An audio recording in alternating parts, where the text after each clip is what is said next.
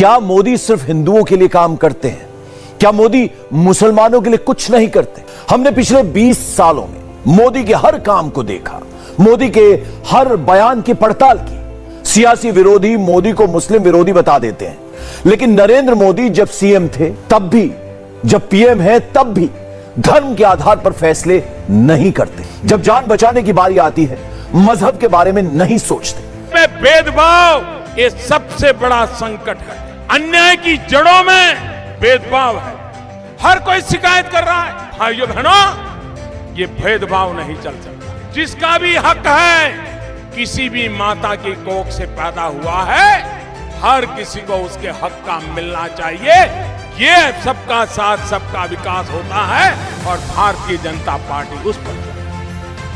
प्रधानमंत्री नरेंद्र मोदी इटली की राजधानी रोम पहुंच चुके हैं। पीएम मोदी का आज से इटली दौरा शुरू हो गया है। अगले 5 दिनों में वो इटली के साथ साथ कुल 3 देशों की यात्रा करने वाले हैं। मोदी इटली में 29 से 31 अक्टूबर तक रहेंगे।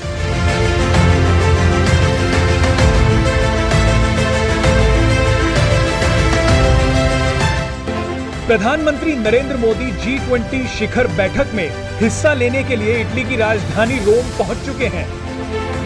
इटली की राजधानी रोम में प्रधानमंत्री मोदी ने महात्मा गांधी की प्रतिमा पर फूल चढ़ाए।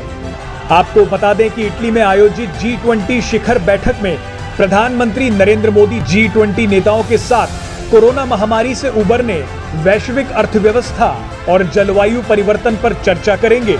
आपको बता दें कि G20 शिखर सम्मेलन के अलावा वो दूसरे सहयोगी देशों के नेताओं से भी मुलाकात करेंगे और उनके साथ भारत के द्विपक्षीय संबंधों पर चर्चा करेंगे।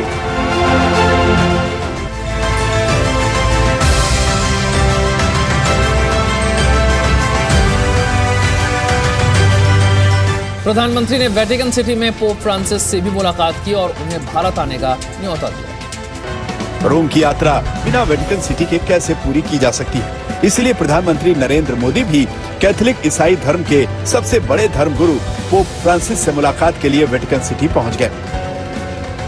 तय कार्यक्रम के मुताबिक पोप और पीएम मोदी की मुलाकात का शेड्यूल सिर्फ 20 मिनट का रखा गया था, लेकिन ये मुलाकात कब 1 घंटे से ज्यादा हो गई पता ही नहीं चला। इस मुलाकात के दौरान दोनों शख्सियतों के बीच जलवायु परिवर्तन से लेकर गरीबी से लड़ने तक कई गंभीर मुद्दों पर बातचीत हुई।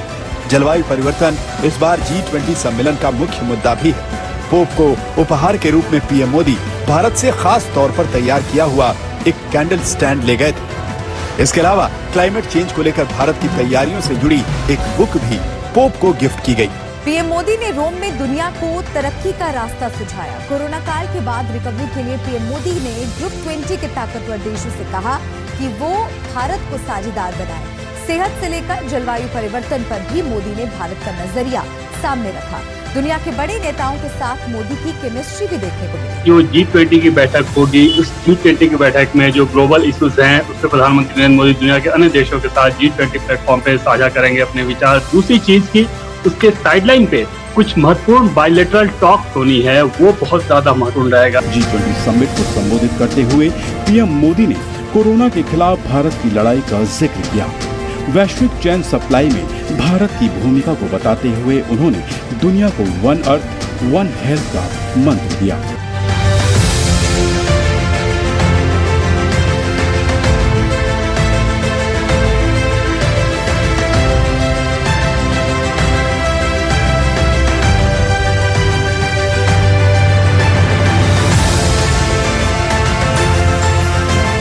प्रधानमंत्री आईके गुजराल और प्रधानमंत्री अटल बिहारी वाजपेयी की पोप से मुलाकात हुई थी, लेकिन उसके बाद से किसी पोप से प्रधानमंत्री की मुलाकात नहीं हुई थी और ऐसे में काफी महत्वपूर्ण माना जा रहा है, क्योंकि ये केवल एक धार्मिक नेता या धर्मगुरु से ही मुलाकात नहीं है, बल्कि एक सॉवरेन भी हैं, यानी एक देश के प्रमुख भी हैं पोप।